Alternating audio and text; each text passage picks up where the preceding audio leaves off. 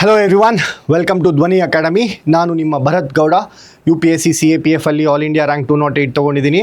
So KEA ನಡೆಸ್ತಾ ಇರುವಂತಹ village accountant, ಹಾಗೆ ನಿಮ್ಮೆಲ್ಲರಿಗೂ ಗೊತ್ತಿರುವ ಹಾಗೆ ಇವಾಗ ಸಾಕಷ್ಟು ನೋಟಿಫಿಕೇಷನ್ ಆಗೋದ್ರಲ್ಲಿದೆ. ಸೊ ಧ್ವನಿ ಅಕಾಡೆಮಿ ಇವಾಗ ಇದಕ್ಕೋಸ್ಕರ ಅಂತ ಕಮ್ಯುನಿಕೇಷನ್ ಪೇಪರ್ ಮಾಸ್ಟರ್ ಪ್ಲ್ಯಾನನ್ನು ತೊಗೊಂಬಂದಿದೆ. ಸೊ ಇದರಲ್ಲಿ ಈ ಒಂದು ಕೋರ್ಸ್ನಲ್ಲಿ ಸಿಲೆಬಸ್, ಈ ಒಂದು ವಿಡಿಯೋದಲ್ಲಿ ನಿಮಗೆ ಸಿಲೆಬಸ್ ಡಿಕೋಡಿಂಗ್ ಮತ್ತು PYQ ಅನಾಲಿಸಿಸ್ ಯಾವ ಸೆಕ್ಷನಿಂದ ನಿಮಗೆ ಎಷ್ಟು ಮಾರ್ಕ್ಸ್ಗಳು ಬರ್ತಾ ಇದೆ ಅಂತ ಗೊತ್ತಾಗುತ್ತೆ. ಹಾಗೆ ಈ ಒಂದು ಮಾಸ್ಟರ್ ಪ್ಲ್ಯಾನ್ ಬಗ್ಗೆ ಕೂಡ ನಿಮಗೆ ಒಂದು ಇನ್ಫಾರ್ಮೇಷನ್ ಇದೇ ವಿಡಿಯೋದಲ್ಲಿ ಸಿಗುತ್ತೆ. ಸೊ ಅದಕ್ಕಿಂತ ಮುಂಚೆ ನಾವು ಇಂಗ್ಲೀಷ್ ಗ್ರಾಮರ್, ಸೊ ಕಮ್ಯುನಿಕೇಷನ್ ಪೇಪರಲ್ಲಿ ಪೇಪರ್ 2 ಕಮ್ಯುನಿಕೇಷನ್ ಪೇಪರಲ್ಲಿ ಇಂಗ್ಲೀಷ್ ಗ್ರಾಮರ್ 35 ಮಾರ್ಕ್ಸ್ಗಳಿಗೆ ಇರ್ತದೆ. ಸೊ ಈ 35 ಮಾರ್ಕ್ಸ್ ನೀವು ಲಿಸ್ಟಲ್ಲಿ ಇರ್ತೀರಾ ಅಥವಾ ಹೊರಗಿರ್ತೀರಾ ಅನ್ನುವಂಥದ್ದನ್ನು ಡಿಸೈಡ್ ಮಾಡುತ್ತೆ. ಎಸ್ಪೆಷಲಿ ಕರ್ನಾಟಕದಲ್ಲಿ ರೂರಲ್ ಪಾರ್ಟ್ಸಲ್ಲಿ, ಗ್ರಾಮೀಣ ಪ್ರದೇಶದಲ್ಲಿ ಇರುವಂತಹ ಕನ್ನಡ ಅಭ್ಯರ್ಥಿಗಳಿಗೆ ಹೆಲ್ಪ್ ಆಗುವ ರೀತಿಯಲ್ಲಿ ಈ ಒಂದು ಕೋರ್ಸನ್ನು ನಾವು ಡಿಸೈನ್ ಮಾಡಿರ್ತೀವಿ. ಸೊ ಇಲ್ಲಿ ಸಿಲೆಬಸ್ ನೋಡೋದಾದರೆ ನಾನು ಈ ಎಕ್ಸಾಮಿನೇಷನ್ ಸಿಲೆಬಸ್ ಯಾವ ಥರ ಇರುತ್ತೆ ಅದನ್ನು ಹೊರತುಪಡಿಸಿ, ಅದನ್ನು ಬಿಟ್ಟು ಅದನ್ನು ತಗೊಂಡು ಏನು ಮಾಡಿರ್ತೀವಿ ನಾವು ಮಾಡ್ಯೂಲ್ ವೈಸ್ ಆಗಿ ಮಾಡಿರ್ತೀವಿ. ಸೊ ಇದರಲ್ಲಿ ನಿಮಗೆ 4 ಮಾಡ್ಯೂಲ್ಗಳು ಸಿಗುತ್ತೆ. ಸೊ ಮೊದಲನೇ ಮಾಡ್ಯೂಲ್ ಕೋರ್ ಗ್ರಾಮರ್ ಅಂತ. ಸೊ ಕೋರ್ ಗ್ರಾಮರಲ್ಲಿ ಏನೇನೆಲ್ಲ ಬರುತ್ತೆ? ಸೊ ಕೋರ್ ಗ್ರಾಮರ್ ಇಂಗ್ಲೀಷ್ನ ತಳಹದಿ ಅಂತ ಹೇಳ್ಬೋದು ಅಥವಾ ತಳಪಾಯ ಅಂತ ಹೇಳ್ಬೋದು. ಸೊ ಈ ಒಂದು ಕೋರ್ ಗ್ರಾಮರಲ್ಲಿ ನಿಮಗೆ ಮೊದಲನೇದಾಗಿ ಪಾರ್ಟ್ಸ್ ಆಫ್ ಸ್ಪೀಚ್ ಬರುತ್ತೆ. ಪಾರ್ಟ್ಸ್ ಆಫ್ ಸ್ಪೀಚಲ್ಲಿ ನಿಮಗೆ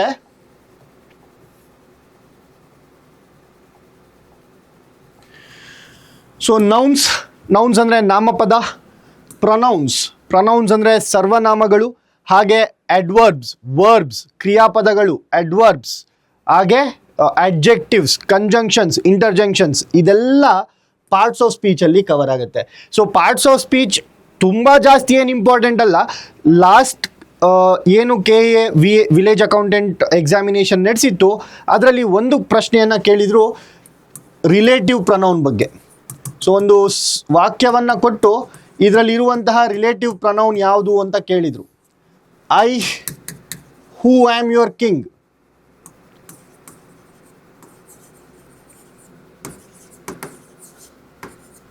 ಈ ಥರ ಒಂದು ಸ್ಟೇಟ್ಮೆಂಟ್ ಕೊಟ್ಟು ಏನು ಕೇಳಿದರು, ಇದರಲ್ಲಿ ರಿಲೇಟಿವ್ ಪ್ರೊನೌನನ್ನು ನೀವು ಗುರುತಿಸಿ ಅಂತ ಕೇಳಿದರು. ಸೊ ಇದರಲ್ಲಿ ರಿಲೇಟಿವ್ ಪ್ರೊನೌನ್ ಏನಾಗುತ್ತೆ? ಹೂ ಅನ್ನುವಂಥದ್ದಾಗತ್ತೆ. ಯಾಕೆ ರಿಲೇಟಿವ್ ಪ್ರೊನೌನ್ ಹೂ ಅನ್ನುವಂಥದ್ದಾಗತ್ತೆ ಇದನ್ನೆಲ್ಲ ನಾವು ಕ್ಲಾಸಸಲ್ಲಿ ನೋಡೋಣ. ಸೊ ಒಂದು ಟೆಸ್ಟ್ ಸೀರೀಸ್ ಇರುತ್ತೆ, ಆ ಟೆಸ್ಟ್ ಸೀರೀಸಲ್ಲಿ ಇಂತಹ ಪ್ರಶ್ನೆಗಳನ್ನು ನಿಮಗೆ ಕೇಳಲ್ಪಡ್ತದೆ. ಸೊ ನೆಕ್ಸ್ಟ್ ಸೆಕೆಂಡ್ ಒನ್ ಬರೋದಾದರೆ ಟೆನ್ಸಸ್. ಸೊ ಟೆನ್ಸಸ್ ಕಾಲಘಟ್ಟಗಳು ಅಂತ ಹೇಳ್ಬೋದು ಅಥವಾ ಕಾಲಮಾನಗಳು ಅಂತ ಹೇಳ್ಬೋದು ಟೆನ್ಸಸ್ಗೆ. ಸೊ ಇದರಲ್ಲಿ ನಿಮಗೆ ಇಂಪಾರ್ಟೆಂಟಾಗಿ 3 ಟೆನ್ಸಸ್ಗಳಿರ್ತವೆ. ಒಂದು ಪ್ರೆಸೆಂಟ್ ಟೆನ್ಸ್, ಇನ್ನೊಂದು ಹಿಂದೆ ನಡೆದಿರುವಂಥದ್ದು ಪಾಸ್ಟ್ ಟೆನ್ಸ್, ಹಾಗೆ ಮುಂದೆ ನಡೆಯುವಂಥದ್ದು ಫ್ಯೂಚರ್ ಟೆನ್ಸ್. ಸೊ ನಿಮಗೆ 3 ಟೆನ್ಸಸ್ಗಳಿರ್ತವೆ. ಆ 3 ಟೆನ್ಸಸ್ಗಳಲ್ಲಿ ತಿರ್ಗಾ 4 ಸಬ್ ಡಿವಿಷನ್ಸ್ಗಳಿರ್ತವೆ. ಫಾರ್ ಎಕ್ಸಾಂಪಲ್ ಪ್ರೆಸೆಂಟ್ ಟೆನ್ಸ್ ಅಂತ ಬಂತು ಅಂದರೆ ಸಿಂಪಲ್ ಪ್ರೆಸೆಂಟ್, ಹಾಗೆ present continuous, present perfect, present perfect continuous ಅಂತ. ಸೊ ಈ ಥರ 4 ವಿಧಗಳಿರ್ತವೆ. ಅದೇ ರೀತಿ ಪ್ರೆಸೆಂಟ್ಗೆ ಈ 4 ವಿಧಗಳು, ಹಾಗೆ ಪಾಸ್ಟ್ ಟೆನ್ಸ್ಗೂ ಕೂಡ ಈ 4 ವಿಧಗಳಿರ್ತವೆ, ಹಾಗೆ ಫ್ಯೂಚರ್ ಟೆನ್ಸಲ್ಲೂ ಕೂಡ ಈ 4 ವಿಧಗಳಿರ್ತವೆ. ಸೊ ಟೆನ್ಸಸ್ಸಲ್ಲಿ ನಿಮಗೆ ಹೆಚ್ಚು ಕಮ್ಮಿ 1 to 2 ಮಾರ್ಕ್ಸ್ ಇದರಲ್ಲಿ ಬರುತ್ತೆ. So more than 1 to 2 marks ನೀವು ಪಾರ್ಟ್ಸ್ ಆಫ್ ಸ್ಪೀಚ್ ಮತ್ತು ಟೆನ್ಸಸ್ನ ಕರೆಕ್ಟಾಗಿ ಅರ್ಥ ಮಾಡಿಕೊಂಡ್ರೆ ನೀವು ಸಾಕಷ್ಟು ಪ್ರಶ್ನೆಗಳನ್ನು ಉತ್ತರಿಸಬಹುದು. ಯಾಕಂದರೆ ಟೆನ್ಸಸ್ ಅನ್ನುವಂಥದ್ದು ಕ್ವೆಶನ್ ಟ್ಯಾಗಲ್ಲಿ ಯೂಸ್ ಆಗುತ್ತೆ, ಹಾಗೆ ಡೈರೆಕ್ಟ್ ಇಂಡೈರೆಕ್ಟ್ ಸ್ಪೀಚಲ್ಲಿ ಯೂಸ್ ಆಗುತ್ತೆ, ಹಾಗೆ ಆ್ಯಕ್ಟಿವ್ ವಾಯ್ಸ್ ಪ್ಯಾಸಿವ್ ವಾಯ್ಸಲ್ಲಿ ಯೂಸ್ ಆಗುತ್ತೆ. ಸೊ ಡೈರೆಕ್ಟಾಗಿ ಟೆನ್ಸಸ್ಸಿಂದ ಮಾರ್ಕ್ಸ್ ಬರದೇ ಹೋದ್ರೂ ಟೆನ್ಸಸ್ ಎಲ್ಲದಕ್ಕೂ ಮುಖ್ಯ. ಸೊ ಕಾಲಘಟ್ಟಗಳು ಅಥವಾ ಕಾಲಮಾನಗಳು ಎಲ್ಲದಕ್ಕೂ ಮುಖ್ಯ. ಹಾಗಾಗಿ ಇದನ್ನು ನಾನು ವೆರಿ ವೆರಿ ಇಂಪಾರ್ಟೆಂಟ್ ಟಾಪಿಕ್ ಅಂತ ಮ್ಯಾಪ್ ಮಾಡ್ತೀನಿ. Okay, so parts of speech ಅಷ್ಟೇ ಕೂಡ. ಈ ಪಾರ್ಟ್ಸ್ ಆಫ್ ಸ್ಪೀಚ್ ಎಲ್ಲಿ ಯೂಸ್ ಆಗುತ್ತೆ ಅಂತಂದರೆ ನೀವು ಸಬ್ಜೆಕ್ಟ್ ವರ್ಬ್ ಅಗ್ರಿಮೆಂಟಲ್ಲಿ ಯಾವುದು ಸಬ್ಜೆಕ್ಟ್ ಆಗಿ ವರ್ಕ್ ಮಾಡ್ತಿದೆ, ಯಾವುದು ವರ್ಬ್ ಆಗಿ ವರ್ಕ್ ಮಾಡ್ತಿದೆ, ಇದರ ಜ್ಞಾನ ಇರಬೇಕು ನಿಮಗೆ. ಹಾಗಾಗಿ ಇದು ಕೂಡ very important topic. So this is the base of English language ಅಂತ ಹೇಳ್ಬೋದು. ಬೇಸ್, ತಳಪಾಯ, ಇದೇ ನಿಮ್ಮ ತಳಪಾಯ ಇಂಗ್ಲೀಷ್ನ ಗ್ರಾಮರ್ಗೆ. ಸೊ ಇವೆರಡನ್ನ ಬಳಸ್ಕೊಂಡು ನಾವು ಬೇರೆ ಒಂದು ಆನ್ಸರ್ಸ್ಗಳನ್ನು ಸರಿಯಾಗಿ ಆನ್ಸರ್ ಮಾಡೋದಕ್ಕೆ ನಮಗೆ ಉಪಯೋಗ ಆಗತ್ತೆ, ರೈಟ್? ಸೊ ಮೂರನೇ ಟಾಪಿಕ್ ಬಂದು ಸಬ್ಜೆಕ್ಟ್ ವರ್ಬ್ ಅಗ್ರಿಮೆಂಟ್ ಅಂತ ಬರುತ್ತೆ. ಯಾವುದರಲ್ಲಿ? ಈ ಒಂದು ಮಾಡ್ಯೂಲ್ 1 ಕೋರ್ ಗ್ರಾಮರ್ ರೂಲ್ಸಲ್ಲಿ ಮೂರನೇ ಟಾಪಿಕ್ ಆಗಿ ನಿಮಗೆ ಸಬ್ಜೆಕ್ಟ್ ವರ್ಬ್ ಅಗ್ರಿಮೆಂಟ್ ಇರುತ್ತೆ. ಸೊ ಸಬ್ಜೆಕ್ಟ್ ವರ್ಬ್ ಅಗ್ರಿಮೆಂಟ್ ಯಾವ ರೀತಿ ಸಬ್ಜೆಕ್ಟ್ ಇರುತ್ತೆ? ಫಸ್ಟ್ ಆಫ್ ಆಲ್ ನಿಮಗೆ ಸಬ್ಜೆಕ್ಟ್ನ ಐಡೆಂಟಿಫೈ ಮಾಡೋಕ್ಕೆ ಬರಬೇಕು. ಒಂದು ವಾಕ್ಯ ಯಾವುದರ ಬಗ್ಗೆ ಮಾತಾಡ್ತಾ ಇದೆ ಅಥವಾ ಯಾರ ಬಗ್ಗೆ ಮಾತಾಡ್ತಾ ಇದೆ ಅನ್ನುವಂಥದ್ದು ನಿಮ್ಮ ಸಬ್ಜೆಕ್ಟ್ ಆಗುತ್ತೆ. ಹಾಗೆ ವರ್ಬ್ ಅಂತ ಅಂದರೆ ಕ್ರಿಯಾಪದ. ಸೊ ಈ ಒಂದು ಸಬ್ಜೆಕ್ಟ್ ಮತ್ತು ವರ್ಬ್ ಇವೆರಡು ಹೊಂದಾಣಿಕೆಯಲ್ಲಿ ಇರಬೇಕು. ಸಿಂಪಲ್ ಆಗಿ ಹೇಳ್ಬೇಕಂತಂದರೆ ಏಕವಚನದ ಸಬ್ಜೆಕ್ಟ್ ಇದ್ದರೆ ಏಕವಚನದ ವರ್ಬ್ ಇರಬೇಕು, ಬಹುವಚನದ ಸಬ್ಜೆಕ್ಟ್ ಇದ್ದರೆ ಬಹುವಚನದ ವರ್ಬ್ ಇರಬೇಕು. ಸೊ ಇದು ನಿಮ್ಮ ಸಬ್ಜೆಕ್ಟ್ ವರ್ಬ್ ಅಗ್ರಿಮೆಂಟ್ ಟಾಪಿಕ್ನಲ್ಲಿ ನಿಮಗೆ ಗೊತ್ತಾಗುತ್ತೆ. ಸೊ 4ನೇ ಟಾಪಿಕ್ ಬಂದು articles and prepositions, very important HYT. So ಎಲ್ಲ ಎಕ್ಸಾಮಿನೇಷನ್ KEA ನಡೆಸಿದಂತಹ ಗ್ರೂಪ್ ಸಿ ಎಕ್ಸಾಮಿನೇಷನ್ ಇರ್ಬೋದು, KPSC ನಡೆಸುವಂತಹ ಗ್ರೂಪ್ ಸಿ ಎಕ್ಸಾಮಿನೇಷನ್ ಇರ್ಬೋದು, ಇಂಥ ಎಲ್ಲ ಗ್ರೂಪ್ ಸಿ ಎಕ್ಸಾಮಿನೇಷನಲ್ಲೂ ಆರ್ಟಿಕಲ್ಸ್ ಮತ್ತು ಪ್ರಿಪೋಸಿಷನ್ಸನ್ನು ಮಿನಿಮಮ್ 3ರಿಂದ 4 ಕ್ವೆಶನ್ಸ್ಗಳು ಡೆಫಿನೆಟ್ ಆಗಿ ಬರ್ತದೆ. ಹಾಗಾಗಿ ಇದನ್ನು ನಾವು HYT ಅಂತ ಮ್ಯಾಪ್ ಮಾಡ್ಬೋದು, ರೈಟ್? ಸೊ ಆರ್ಟಿಕಲ್ಸ್ 2 ರೀತಿಯಾದಂತಹ ಆರ್ಟಿಕಲ್ಸ್ ಇರುತ್ತೆ. Definite articles, indefinite articles. Indefinite ಆರ್ಟಿಕಲ್ಸಲ್ಲಿ ತಿರ್ಗಾ ಎ ಮತ್ತು ಆ್ಯನ್ ಅನ್ನುವಂಥದ್ದು ಬರುತ್ತೆ. ಡೆಫಿನೆಟ್ ಆರ್ಟಿಕಲಲ್ಲಿ ದ ಅನ್ನುವಂಥದ್ದು ಬರುತ್ತೆ. ಸೊ ಆರ್ಟಿಕಲ್ಸಲ್ಲಿ ನಿಮಗೆ 3 ಆರ್ಟಿಕಲ್ಸ್ಗಳು ಬರ್ತವೆ, ಎ, ಆ್ಯನ್, ದ. ಸೊ ಈ 3 ಆರ್ಟಿಕಲ್ಸನ್ನು ಯಾವಾಗ ಬಳಸಬೇಕು, ಎಲ್ಲೆಲ್ಲಿ ಯಾವ್ಯಾವ ಆರ್ಟಿಕಲನ್ನು ಬಳಸಬೇಕು, ಎಲ್ಲಿ ಯಾವ ಆರ್ಟಿಕಲ್ಸ್ನ ಬಳಸಬಾರ್ದು ಅನ್ನುವಂಥದ್ದು ಗೊತ್ತಿದ್ರೆ ಆರ್ಟಿಕಲ್ಸ್ ಟಾಪಿಕ್ ಮುಗೀತು. ಹಾಗೆ ನೆಕ್ಸ್ಟು ಪ್ರಿಪೋಸಿಷನ್ಸ್ ಅಂದರೆ ಏನು? ಈ ಪ್ರಿಪೋಸಿಷನ್ಸ್ ಅನ್ನುವಂಥದ್ದು ಪಾರ್ಟ್ಸ್ ಆಫ್ ಸ್ಪೀಚಲ್ಲಿ ಬರುತ್ತೆ. ಈ ಪಾರ್ಟ್ಸ್ ಆಫ್ ಸ್ಪೀಚಿನ ಪ್ರಿಪೋಸಿಷನ್ಸಲ್ಲಿ ನಿಮಗೆ ಕ್ವೆಶನ್ಗಳು ಬರ್ತವೆ.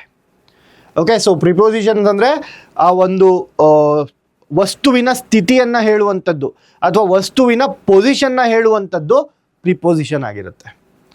ಓಕೆ, ಸೊ ಪ್ರಿಪೋಸಿಷನ್ನಲ್ಲೂ ಕೂಡ ಬಹಳಷ್ಟು ಕ್ವೆಶನ್ಸ್ಗಳು ಬರ್ತವೆ. ಹಿಂದಿನ ನಡೆದಂತಹ KEA ವಿಲೇಜ್ ಅಕೌಂಟೆಂಟಲ್ಲಿ ಫಿಕ್ಸ್ಡ್ ಪ್ರಿಪೋಸಿಷನ್ ಮೇಲೆ ಒಂದು ಕ್ವೆಶನ್ ಇತ್ತು, ಫಾಂಡ್ ಆಫ್, ಅಫ್ರೇಡ್ ಆಫ್, ಈ ಥರ ಒಂದು ಫಿಕ್ಸ್ಡ್ ಪ್ರಿಪೋಸಿಷನ್ಸ್ ಅಂತ ಹೇಳ್ತೀವಿ. ಇದ್ರ ಮೇಲೆ ಒಂದು ಮ್ಯಾಚ್ ದ ಫಾಲೋಯಿಂಗ್ ಅನ್ನುವಂತಹ ಪ್ರಶ್ನೆಗಳು ಬಂದಿತ್ತು. ಹಾಗೆ HKFDA, ನಾನ್ HKFDAಲ್ಲೂ ಕೂಡ ಪ್ರಿಪೋಸಿಷನ್ ಮೇಲೆ ಪ್ರಿಪೋಸಿಷನ್ ಆಫ್ ಟೈಮ್ ಯಾವುದು, ಪ್ರಿಪೋಸಿಷನ್ ಆಫ್ ಮೂಮೆಂಟ್ ಯಾವುದು. ಸೊ ಪ್ರಿಪೋಸಿಷನಲ್ಲಿ ಟೈಪ್ಸ್ ಬಗ್ಗೆ ಯಾವ ಟೈಪ್ಸ್ ಇದ್ದಾವೆ ಅದರ ಮೇಲೆ ಮ್ಯಾಚ್ ದ ಫಾಲೋಯಿಂಗ್ಸ್ ಮೇಲೆ ಕ್ವೆಶನನ್ನು ಕೇಳಿದರು. ಹಾಗಾಗಿ ಪ್ರಿಪೋಸಿಷನ್ಸ್ ಅನ್ನುವಂಥದ್ದು ಬಹಳ ಇಂಪಾರ್ಟೆಂಟ್ ಆಗುತ್ತೆ. ಯಾಕಂದರೆ KEA ಕಣ್ಣು ಇವಾಗ ಪ್ರಿಪೋಸಿಷನ್ ಮತ್ತು ಆರ್ಟಿಕಲ್ಸ್ ಮೇಲೆ ಬಿದ್ದಿದೆ. ಸೊ ಮುಂದಿನ ಟಾಪಿಕ್ ಅಂತ ಹೇಳಿದ್ರೆ ಕ್ವೆಶನ್ ಟ್ಯಾಗ್ಸ್ ಬರುತ್ತೆ. ಕ್ವೆಶನ್ ಟ್ಯಾಗ್ಸ್ ನಿಮ್ಮೆಲ್ಲರಿಗೂ ಗೊತ್ತಿರುವಂತಹ ಕ್ವೆಶನ್ ಟ್ಯಾಗ್ಸ್ ಅಂದರೆ ಏನು? ಇವಾಗ ಒಂದು ಸೆಂಟೆನ್ಸನ್ನು ಹೇಳ್ತೀನಿ, ನಾನು ಬುದ್ಧಿವಂತ, ಇದು ಒಂದು ಸೆಂಟೆನ್ಸು. ಇದನ್ನು ಕ್ವೆಶನ್ ಆಗಿ ಪರಿವರ್ತನೆ ಮಾಡಬೇಕು, ಅದಕ್ಕೆ ನಾನು ಬಳಸುವಂಥದ್ದು ಕ್ವೆಶನ್ ಟ್ಯಾಗ್. ಸೊ ಒಂದು ಸೆಂಟೆನ್ಸನ್ನು ಕ್ವೆಶನ್ ಆಗಿ ಕನ್ವರ್ಟ್ ಮಾಡೋದಕ್ಕೆ ನಾವು ಯಾವುದನ್ನು ಬಳಸ್ತೀವಿ? ಕ್ವೆಶನ್ ಟ್ಯಾಗನ್ನು ಬಳಸ್ತೀವಿ. ಫಾರ್ ಎಕ್ಸಾಂಪಲ್, ನೀನು ತುಂಬ ಬುದ್ಧಿವಂತ, ಇದು ಸೆಂಟೆನ್ಸು ಅಲ್ವಾ ಅಂತ ಕೇಳಿದ್ರೆ ಲಾಸ್ಟಲ್ಲಿ ಅದು ಕ್ವೆಶನ್ ಆಗುತ್ತೆ. ನೀನು ತುಂಬ ಬುದ್ಧಿವಂತ ಅಲ್ವಾ ಅಂತ ಅಂದರೆ ಕ್ವೆಶನ್ ಆಗುತ್ತೆ. ಅದೇ ರೀತಿ ಇದರಲ್ಲಿ ಇಂಗ್ಲೀಷ್ನಲ್ಲಿ ಹೀ ಈಸ್ ಕಮಿಂಗ್, ಅವನು ಬರ್ತಿದ್ದಾನೆ, ಬರಲ್ವಾ ಅಂತ ಕೇಳ್ತೀವಿ ಕನ್ನಡದಲ್ಲಿ. He is coming, isn't he? So ಇಲ್ಲಿ ಈಸಂಟ್ ಹಿ ಅನ್ನುವಂಥದ್ದು ಏನಾಗುತ್ತೆ? ಕ್ವೆಶನ್ ಟ್ಯಾಗ್ ಆಗುತ್ತೆ. ಸೊ ಲಾಸ್ಟ್ ಏನು ವಿಲೇಜ್ ಅಕೌಂಟೆಂಟ್ ಪೇಪರ್ ನಡೆದಿತ್ತು ಅದರಲ್ಲಿ ಕ್ವೆಶನ್ ಟ್ಯಾಗಿಂದ 2 ಕ್ವೆಶನ್ಗಳು ಬಂದಿತ್ತು. ಸೊ ಕ್ವೆಶನ್ ಟ್ಯಾಗಿಂದ 2 ಕ್ವೆಶನ್ಗಳು ಬಂದಿತ್ತು. ಹಾಗೆ PYQಸನ್ನು ನೀವು ಅನಲೈಸ್ ಮಾಡಿದ್ರೆ ಪ್ರತಿಯೊಂದು ಪೇಪರ್ನಲ್ಲಿ 2ರಿಂದ 3 ಕ್ವೆಶನ್ಸ್ ನೀವು ಡೈರೆಕ್ಟಾಗಿ ಕ್ವೆಶನ್ ಟ್ಯಾಗ್ಸಿಂದ ನೋಡ್ಬೋದು. Okay, so very simple topic question tags ಅನ್ನುವಂಥದ್ದು. ಇದನ್ನೆಲ್ಲ ನೀವು ಏನು ಮಾಡಬೇಕು? 1 ಪೇಜರ್ ನೋಟ್ಸ್ ಮಾಡಬೇಕು. ಈ 1 ಪೇಜರ್ ನೋಟ್ಸ್ ಹೇಗೆ ಸರ್ ಮಾಡೋದು ಅನ್ನುವಂಥದ್ದಕ್ಕೆ ಆ ಒಂದು ಮಾಸ್ಟರ್ ಪ್ಲ್ಯಾನ್ ನಿಮಗೆ ಹೆಲ್ಪ್ ಆಗುತ್ತೆ. ಸೊ ಅಲ್ಲಿ ನಾವು ನೋಡಿದ್ದು ಮಾಡ್ಯೂಲ್ 1 ಕೋರ್ ಗ್ರಾಮರ್. ಇವಾಗ ಕೋರ್ ಗ್ರಾಮರ್ ಮುಗಿಯುತ್ತೆ, ಮಾಡ್ಯೂಲ್ 2ಗೆ ಬರ್ತೀವಿ. ಸೊ ಮಾಡ್ಯೂಲ್ 2 ಅಲ್ಲಿ ಏನು ಮಾಡ್ತೀವಿ ನಾವು? ಅಪ್ಲಿಕೇಶನ್ ಆಫ್ ಕೋರ್ ಗ್ರಾಮರನ್ನು ನೋಡ್ಬೋದು. ಸೊ ಈ ಮಾಡ್ಯೂಲ್ 2 ಏನಾಗುತ್ತೆ? ಅಪ್ಲಿಕೇಶನ್ ಇರುತ್ತೆ. ಯಾವುದ್ರದ್ದು? ಮಾಡ್ಯೂಲ್ 1. ಅಪ್ಲಿಕೇಶನ್ ಆಫ್ ಮಾಡ್ಯೂಲ್ 1 ಯಾವ ರೀತಿ ಅಪ್ಲಿಕೇಶನ್ ಮಾಡ್ತೀವಿ ಸರ್? ಸೊ ಯಾವ ರೀತಿ ಅಪ್ಲಿಕೇಶನ್ ಮಾಡ್ತೀವಿ ಅಂತಂದರೆ ಸೆಂಟೆನ್ಸಸ್ಗಳ ಟ್ರಾನ್ಸ್ಫರ್ಮೇಷನ್ನಲ್ಲಿ ಅಪ್ಲೈ ಮಾಡ್ತೀವಿ. ಫಾರ್ ಎಕ್ಸಾಂಪಲ್, ಸಿಂಪಲ್ ಸೆಂಟೆನ್ಸಿಂದ ಕಾಂಪೌಂಡ್ ಸೆಂಟೆನ್ಸ್ ಮಾಡಿ ಅಂತ ಕೇಳ್ತಾರೆ, ಆಯಿತಾ. ಸೊ ಲಾಸ್ಟ್ PYQ ಅಲ್ಲೂ ಕೂಡ ಒಂದು ಕ್ವೆಶನ್ ಆ ಥರ ಇತ್ತು, ಸಿಂಪಲ್ ಸೆಂಟೆನ್ಸಿಂದ ಕಾಂಪೌಂಡ್ ಸೆಂಟೆನ್ಸ್ಗೆ ಕನ್ವರ್ಟ್ ಮಾಡೋದಿತ್ತು. ಸೊ ಇದಕ್ಕೆ ನಾವು ಬಳಸುವಂತಹ ನಾಲೆಡ್ಜ್ ಕಂಜಂಕ್ಷನ್ಸ್ನ ಚೆನ್ನಾಗಿ ಓದಿದ್ರೆ ಈ ಒಂದು ಟಾಪಿಕ್ ಸೆಂಟೆನ್ಸ್ ಟೈಪ್ಸ್ ಸಿಂಪಲ್ ಮತ್ತು ಕಾಂಪೌಂಡನ್ನು ಕನ್ವರ್ಟ್ ಮಾಡೋದಕ್ಕೆ ಈಸಿ ಆಗುತ್ತೆ. ಓಕೆ, ಸೊ ಇಲ್ಲಿ ಕಂಜಂಕ್ಷನ್ಸ್ ಯಾವುದ್ರಲ್ಲಿ ಬರುತ್ತೆ? ಮಾಡ್ಯೂಲ್ 1 ಪಾರ್ಟ್ಸ್ ಆಫ್ ಸ್ಪೀಚಲ್ಲಿ ಬರುತ್ತೆ. So you can see the linkage. ಈ ಪಾರ್ಟ್ಸ್ ಆಫ್ ಸ್ಪೀಚ್ ಓದಿದ ಮೇಲೆ ಇದನ್ನು ಅಪ್ಲೈ ಮಾಡುವಂಥದ್ದು ಇದರ ಮೇಲೆ. ಓಕೆ, ಸೊ ಮೊದಲನೇ ಟಾಪಿಕ್ ಇದರಲ್ಲಿ ಆ್ಯಕ್ಟಿವ್ ಮತ್ತು ಪ್ಯಾಸಿವ್ ವಾಯ್ಸ್. ನಾನು ಆವಾಗಲೇ ಹೇಳ್ದಾಗೆ ಆ್ಯಕ್ಟಿವ್ ವಾಯ್ಸಿಂದ ಪ್ಯಾಸಿವ್ ವಾಯ್ಸ್ಗೆ ಕನ್ವರ್ಟ್ ಮಾಡೋದು ಹೇಗೆ. First of all, active voice ಅಂದರೆ ಏನು, ಪ್ಯಾಸಿವ್ ವಾಯ್ಸ್ ಅಂದರೆ ಏನು? ಸೊ ನಾನು ಈ ಪೆನ್ನನ್ನು ತಗೊಂಡೆ, ಸೊ ಡೈರೆಕ್ಟಾಗಿ ನಾನೇನು ಮಾಡ್ತಾ ಇದ್ದೀನಿ ಅಂತ ಹೇಳ್ತಾ ಇದೆ ಇದು. ಹಾಗಾಗಿ ಇದು ಏನಾಗುತ್ತೆ? Active voice. ನಾನು ಒಂದು ಆಬ್ಜೆಕ್ಟ್ಗೆ ಏನು ಮಾಡಿದೆ, ನಾನು ಪೆನ್ನನ್ನು ತೆಗೆದುಕೊಂಡೆ, ಇದು ಆ್ಯಕ್ಟಿವ್ ವಾಯ್ಸ್. ಪ್ಯಾಸಿವ್ ವಾಯ್ಸ್ ಆಗುತ್ತೆ. ಪ್ಯಾಸಿವ್ ವಾಯ್ಸ್ ಏನಾಗುತ್ತೆ? ಈ ಪೆನ್ನಿಗೆ ಏನಾಯಿತು, ಈ ಪೆನ್ ನನ್ನಿಂದ ತಗೊಳ್ಳಲ್ಪಡ್ತು. ಸೊ ಇಲ್ಲಿ ಮುಖ್ಯ ಯಾವುದಾಗುತ್ತೆ? ಪ್ಯಾಸಿವ್ ವಾಯ್ಸಲ್ಲಿ ಆಬ್ಜೆಕ್ಟ್ ಮುಖ್ಯ ಆಗುತ್ತೆ. ಆ್ಯಕ್ಟಿವ್ ವಾಯ್ಸಲ್ಲಿ ಯಾರು ಮುಖ್ಯ ಆಗ್ತಾರೆ? ಸಬ್ಜೆಕ್ಟ್ ಮುಖ್ಯ ಆಗ್ತಾರೆ. ಅಂದರೆ ಆ್ಯಕ್ಟಿವ್ ವಾಯ್ಸಲ್ಲಿ ನಾನು ಮುಖ್ಯ ಆಗ್ತೀನಿ, ನಾನು ಪೆನ್ನನ್ನು ತಗೊಂಡೆ ಅನ್ನುವಂಥದ್ದು. ಪ್ಯಾಸಿವ್ ವಾಯ್ಸಲ್ಲಿ ಪೆನ್ನನ್ನು ನಾನು ತೆಗೆದುಕೊಳ್ಳಲ್ಪಟ್ಟೆ, ಪೆನ್ನು ನನ್ನಿಂದ ತೆಗೆದುಕೊಳ್ಳಲ್ಪಡ್ತು, ಪೆನ್ನು ನನ್ನಿಂದ ತೆಗೆದುಕೊಳ್ಳಲ್ಪಡ್ತು ಅನ್ನೋದು ಪ್ಯಾಸಿವ್ ವಾಯ್ಸ್ ಆಗುತ್ತೆ. ಸೊ ಇಷ್ಟೇ ಸಿಂಪಲ್ ಆ್ಯಕ್ಟಿವ್ ವಾಯ್ಸ್ ಮತ್ತು ಪ್ಯಾಸಿವ್ ವಾಯ್ಸ್. ಬಹಳ ಸಿಂಪಲ್ ಆಗಿರುತ್ತೆ. ನೀವು ನಮಗೆಲ್ಲ ಏನನ್ಸುತ್ತೆ, ಒಂದು ಫಿಯರ್ ಫ್ಯಾಕ್ಟರ್ ಇರುತ್ತೆ. ಓಕೆ, ಆ ಒಂದು ನಮಗೆ ಇಂಗ್ಲೀಷ್ ಬರಲ್ಲ, ನಾವು ಕನ್ನಡ ಮೀಡಿಯಮ್ ಅವರು, ಸೊ ಇದು ಇಂಗ್ಲೀಷ್ ಅನ್ನುವಂಥದ್ದು ಏನೋ ಬ್ರಹ್ಮವಿದ್ಯೆ, ಈ ಥರ ಎಲ್ಲ ಒಂದು ನಮ್ಮ ಮನಸ್ಸಲ್ಲೇ ನಾವು ತೆಗೆದುಕೊಂಡಿರುವಂತಹ ಫಿಯರ್ಸ್ ಇದು. ಆ ಒಂದು ಭಯವನ್ನು ಹೋಗಿಸ್ಬೇಕು. ಆ ಭಯ ಯಾವಾಗ ಹೋಗುತ್ತೆ ಅಂತಂದರೆ ಈ ರೀತಿಯಾಗಿ ಸಿಂಪಲ್ ಆಗಿ ಮಾಡಿಕೊಂಡಾಗ ಟಾಪಿಕ್ಸ್ಗಳನ್ನು. ಸರ್, ಇವಾಗ ನೀವು ಕನ್ನಡದಲ್ಲಿ ಮಾತಾಡ್ತೀರಲ್ವಾ, ಇವಾಗ ನಾನು ಹೇಳಿದ ಎಕ್ಸಾಂಪಲ್ ತುಂಬ ಸರಳ ಅನಿಸ್ತಲ್ವಾ? ಅಷ್ಟೇ ಆ್ಯಕ್ಟಿವ್ ವಾಯ್ಸ್ ಮತ್ತು ಪ್ಯಾಸಿವ್ ವಾಯ್ಸ್. ಸೊ ಇದನ್ನು ಎಕ್ಸಾಂಪಲ್ಸ್ಗಳ ಮೂಲಕ ಇದನ್ನು ನಿಮಗೆ ಹೇಳ್ಕೊಡ್ತೀವಿ. ಓಕೆ, ಸೊ ನೆಕ್ಸ್ಟ್ ಟಾಪಿಕ್ ಬಂದು ಡೈರೆಕ್ಟ್ ಮತ್ತು ಇಂಡೈರೆಕ್ಟ್ ಸ್ಪೀಚ್. ಡೈರೆಕ್ಟ್ ಸ್ಪೀಚ್ ಅಂತ ಅಂದರೆ, ಫಾರ್ ಎಕ್ಸಾಂಪಲ್, ಇವಾಗ ನೀವು ನನ್ನನ್ನು ಮಾತಾಡಿಸ್ತಾ ಇದ್ದೀರಾ, ಆಯಿತಾ. ನಾನು ಮತ್ತು ನಿಮ್ಮ ನಡುವಿನ ಕಾನ್ವರ್ಸೇಷನ್ನು ಯಾವ ಥರ ಇರುತ್ತೆ? ಊಟ ಮಾಡ್ದೇನಪ್ಪ, ಈ ಕ್ಲಾಸ್ ನಿಮ್ಗೆ ಅರ್ಥ ಆಗ್ತಿದ್ಯಾ? ಈ ಥರ ನಾನು ನಿಮ್ಮನ್ನು ಕೇಳ್ತಾ ಇರ್ತೀನಿ. ಸೊ ಇದನ್ನು ಇರೋರ ರೀತಿಯೇ ಹೇಳಿದ್ರೆ, ಭರತ್ ಹೇಳಿದ್ರು ನಿಮಗೆ ಈ ಕ್ಲಾಸ್ ಅರ್ಥ ಆಗ್ತಿದ್ಯಾ ಅಂತ, ಅಥವಾ ಭರತ್ ಕೇಳಿದ್ರು ಈ ಒಂದು ಕ್ಲಾಸ್ ನಿಮಗೆ ಅರ್ಥ ಆಗ್ತಿದ್ಯಾ, ಇದು ಡೈರೆಕ್ಟ್ ಸ್ಪೀಚ್. ನಾನು ಹೇಳಿದ ರೀತಿಯಲ್ಲೇ ಬರೆಯೋದು. ಅದೇ ಈ ಒಂದು ಸಂಭಾಷಣೆಯನ್ನು ಕೇಳಿಸ್ಕೊಂಡು ಇನ್ನೊಬ್ಬರು ಹೋಗಿ ಇನ್ನೊಬ್ರ ಹತ್ರ, ಥರ್ಡ್ ಪರ್ಸನ್ ಹತ್ರ ಹೇಗೆ ಹೇಳ್ತಾರೆ? ಭರತ್ ಕೇಳ್ತಿದ್ರು ಸ್ಟೂಡೆಂಟ್ಸ್ಗೆಲ್ಲ ಈ ಕ್ಲಾಸ್ ಅರ್ಥ ಆಗ್ತಿದ್ಯಾ ಅಂತ ಕೇಳಿದ್ರು.